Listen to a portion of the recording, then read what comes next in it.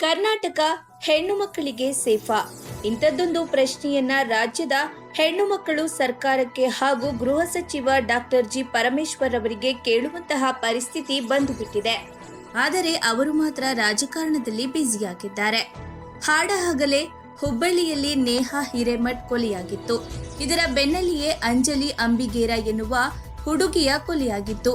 ಈ ಎರಡು ಕೇಸ್ಗಳು ರಾಜ್ಯ ಸರ್ಕಾರಕ್ಕೆ ದೊಡ್ಡ ಮಟ್ಟದ ಮುಜುಗರ ತಂದಿದ್ದವು.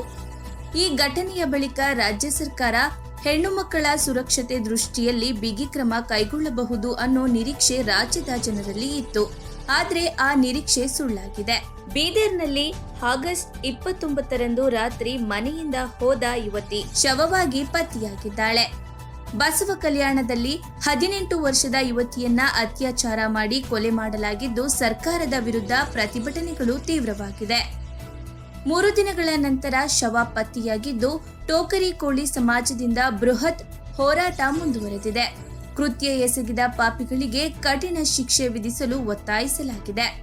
ಬಸವ ಕಲ್ಯಾಣ ತಾಲೂಕಿನ ಗುಣತೀರ್ಥವಾಡಿ ಗ್ರಾಮದ ಬಳಿ ಘಟನೆ ನಡೆದಿದ್ದು, ಗುಂಡೂರ್ ಗ್ರಾಮದ 18 ವರ್ಷದ ಭಾಗ್ಯಶ್ರೀ ಭೀಕರವಾಗಿ ಕೊಲೆಯಾಗಿದ್ದಾಳೆ. ಆಕೆಯನ್ನು ಕೊಲೆ ಮಾಡಿದ ಪಾಪಿಗಳು ಶವವನ್ನ ಮುಳ್ಳುಕಂಟಿಯಲ್ಲಿ ಎಸೆದು ಹೋಗಿದ್ದಾರೆ. ಕಳೆದ 5 ದಿನಗಳ ಹಿಂದೆ ರಾತ್ರಿ ವೇಳೆ ಈಕೆ ಮನೆಯಿಂದ ನಾಪತ್ತೆಯಾಗಿದ್ದಳು. ಬಳಿಕ ಮರುದಿನ ಬೆಳಿಗ್ಗೆ 11ರ ಸುಮಾರಿಗೆ ಗ್ರಾಮದ ಸರ್ಕಾರಿ ಶಾಲೆ ಪಕ್ಕದ ಮುಳ್ಳಿನ ಪೊದೆಯಲ್ಲಿ ಶವವಾಗಿ ಪತ್ತೆಯಾಗಿದ್ದಾಳೆ. ಯುವತಿ ಶವ ಬಹುತೇಕ ವಿವಸ್ತ್ರವಾಗಿದ್ದು, ಹಲವು ಅನುಮಾನಗಳಿಗೆ ಎಡೆ ಮಾಡಿಕೊಟ್ಟಿದೆ. ತಲೆ ಸೇರಿದಂತೆ ದೇಹದ ಹಲವು ಭಾಗಗಳಲ್ಲಿ ಗಾಯಗಳಾಗಿವೆ. ಅತ್ಯಾಚಾರ ಎಸಗಿ ತಲೆ ಮೇಲೆ ಕಲ್ಲು ಎತ್ತಿ ಹಾಕಿ ಕೊಲೆ ಮಾಡಿರಬಹುದು ಎನ್ನುವ ಬಗ್ಗೆ ಸಂಶಯ ವ್ಯಕ್ತವಾಗಿದೆ. ಪೊಲೀಸರಿಂದ ಮುಖ್ಯ ಆರೋಪಿ ಸೇರಿದಂತೆ 3 ಬಂಧನವಾಗಿದೆ. ಗುಂಡೂರ್ ಗ್ರಾಮದ ರಾಜೇಶ್ ಸೇರಿ 3 ಆರೋಪಿಗಳ ಬಂಧನವಾಗಿದೆ. ಕೃತ್ಯ ಸಂಬಂಧ ಹೋರಾಟ ಜೋರಾಗುತ್ತಿದ್ದಂತೆ ಪೊಲೀಸ್ ಅಧಿಕಾರಿಗಳು ಎಚ್ಚೆತ್ತಿದ್ದಾರೆ. ಕೃತ್ಯ ಎಸಗಿದ 3 ಆರೋಪಿಗಳ ಅರೆಸ್ಟ್ ಮಾಡಿ ತನಿಖೆ ಮುಂದುವರೆಸಿದ್ದಾರೆ.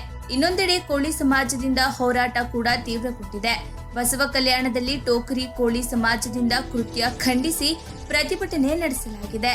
ನ್ಯಾಯಕ್ಕಾಗಿ ಬಿಜೆಪಿ ಪಕ್ಷದ ಮುಖಂಡರು ಹೋರಾಟ ನಡೆಸುವ ಮೂಲಕ ಭಾಗ್ಯಶ್ರೀ ಕೊಲೆ ಮಾಡಿದ ಆರೋಪಿಗಳಿಗೆ ಶಿಕ್ಷೆ ವಿಧಿಸುವಂತೆ ಒತ್ತಾಯಿಸಿದ್ದಾರೆ. ಇನ್ನು ಹೀಗೆ ಮುಂದುವರಿದರೆ ರಾಜ್ಯದಲ್ಲಿ ಹೆಣ್ಣು ಮಕ್ಕಳಿಗೆ ಸುರಕ್ಷಿತ ಇದೆಯಾ ಅನ್ನೋ ಪ್ರಶ್ನೆನ ಪ್ರತಿಯೊಬ್ಬರು ಕೇಳುವ ಹಾಗೆ ಆಗುತ್ತೆ.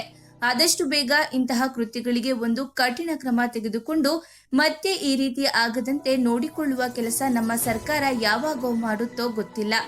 ಒಟ್ಟಿನಲ್ಲಿ ಸದ್ಯದ ಬೆಳವಣಿಗೆ ಗಮನಿಸಿದ್ರೆ ರಾಜ್ಯದಲ್ಲಿ ಹೆಣ್ಣು ಮಕ್ಕಳಿಗೆ ಸುರಕ್ಷತೆ ಇದೆಯೋ ಇಲ್ಲವೋ ಎಂದು ನಮ್ಮನ್ನು ನಾವೇ ಪ್ರಶ್ನೆ ಹಾಕಿಕೊಳ್ಳಬೇಕು ಅನ್ನುವ ಹಂತಕ್ಕೆ ತಲುಪಿದೆ.